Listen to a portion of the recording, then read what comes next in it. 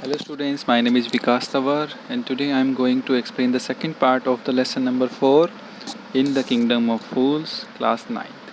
Okay? So हम यहाँ से start करेंगे one bright day से. Okay? One bright day, a thief broke into a rich merchant's house. अब एक दिन क्या होता है, एक चोर जो वहाँ पर एक अमीर व्यापारी होता है उसके घर में घुस जाता है. He had made a hole in the wall and sneaked in. उसने क्या किया, एक दीवार में बड़ा सा छेद किया और होल बनाया और उसके अंदर वो घुस गया चोरी छिपे. And as he was carrying out his loot, और जैसे ही वो जो उसने सब कुछ चुराया था वो बाहर लेकर आ रहा था, the wall of the old house collapsed on his head and killed him on the spot. जो दीवार थी वो उसके सर पर आकर जाकर गिर जाती है और उस थीफ को क्या कर देती है, मार डालती है. His brother ran to the king and complained. उसका जो भाई था, जो चोर का जो भाई था, वो भागा भागा राजा के पास जाता है और शिकायत दर्ज करता है. Your Highness, when my brother was pursuing his ancient trade, a wall fell on him and killed him. और बोलता है कि महाराज, मेरा जो भाई है वो अपना जो पुराना कारोबार करने जा रहा था, तो उस टाइम पर एक दीवार उसके सर पर गिर जाती है और वो मर जाता है. This merchant is to blame. ये जो मर्चेंट है, जो अमीर व्यापारी है, उसको ब्लेम किया जाए, उसको वही कसूरवार है. He should have built a good strong wall. वह एक काफ़ी अच्छी और काफ़ी मजबूत दीवार बना सकता था.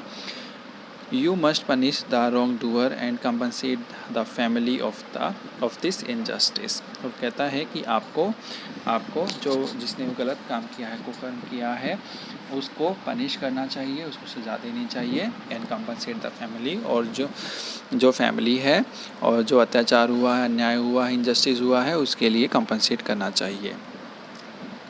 The king said justice will be done. राजा बोलता है कि हाँ, मतलब कि न्याय ज़रूर होगा. डोंट वरी, चिंता मत करो. And at once summon the owner of the house. और बोलते हैं कि तुरंत ओनर ऑफ द हाउस, मतलब जो घर का जो मालिक था, उसको बुलाया जाए. अब आगे क्या होता है. When the merchant arrived the king question him. जैसे ही वो व्यापारी वहाँ पर आता है तो राजा उससे सवाल पूछता है, व्हाट इज़ योर नेम, तुम्हारा नाम क्या है. Such and such your highness. और वो बोलता है, महाराज ये मेरा नाम है. Were you at home when the dead man burgled your house. क्या तुम घर पर थे जब वो जो मरा हुआ आदमी है वो तुम्हारे घर चोरी करने आया था. Yes my lord. कहता है, हाँ मेरे मालिक. He broke in. वह अंदर दीवार तोड़कर आया. And the wall was weak. और दीवार काफ़ी कमज़ोर थी. It fell on him.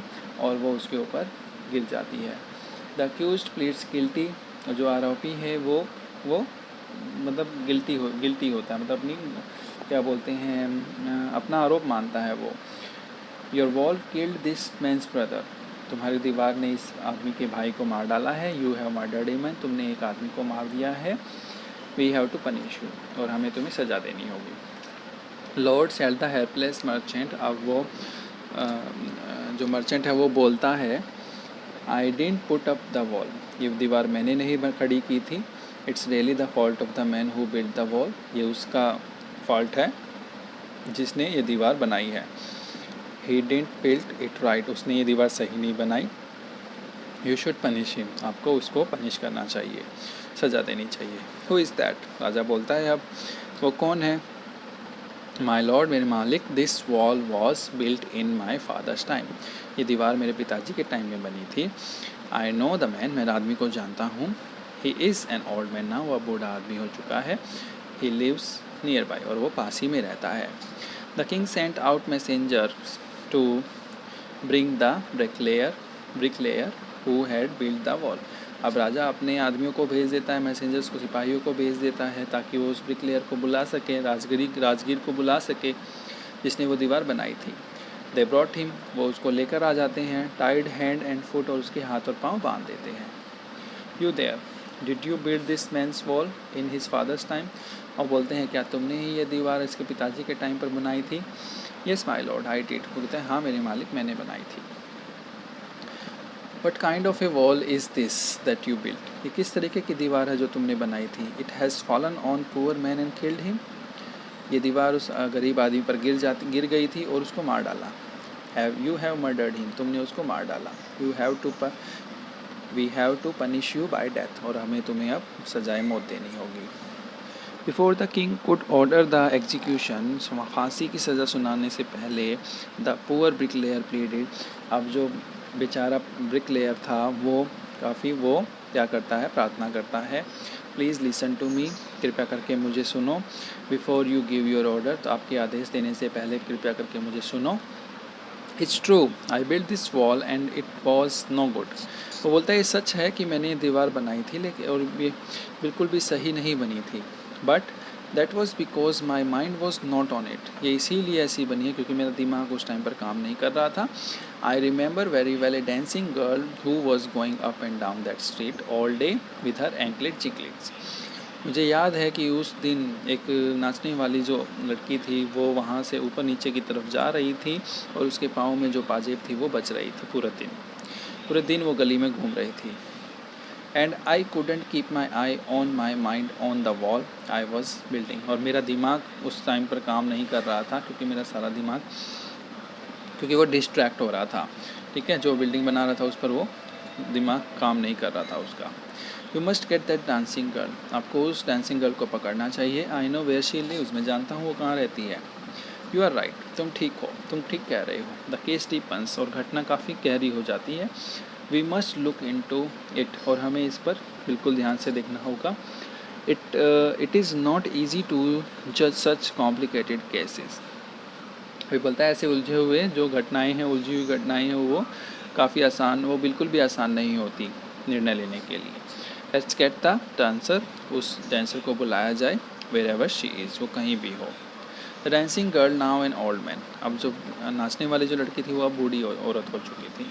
Came trembling to the court, काँपती हुई कोर्ट में आ जाती है। Did you walk up and down that street many years ago while this poor man was building a wall, did you see him, तो क्या तुम ऊपर नीचे की तरफ घूम रही थी उस गली में कई साल पहले जब ये बेचारा आदमी, ये गरीब आदमी ये बिल्डिंग बना रहा था, क्या तुमने इसको देखा था। यस माय लॉर्ड, वो बोलती है हाँ मेरे मालिक। I remember it very well, मुझे अच्छे से याद है ये। So you did walk up and down, और तुम वो आगे पीछे की तरफ जा रही थी, मतलब ऊपर नीचे घूम रही थी गली में। विद योर एंकलेट जिंगलिंग्स, आपकी जो पाजेब बज रही थी उसके साथ। You were young and you distracted him, तुम काफ़ी जवान थी और तुमने इसका ध्यान भटका दिया। सो ही बिल्ट ए बैड वॉल, इसीलिए इसने एक गंदी वॉल बनाई थी। Okay, so this was the part 2. Okay, I will explain the rest of the lesson in the next video. Okay, I hope you have understood. Thank you so much.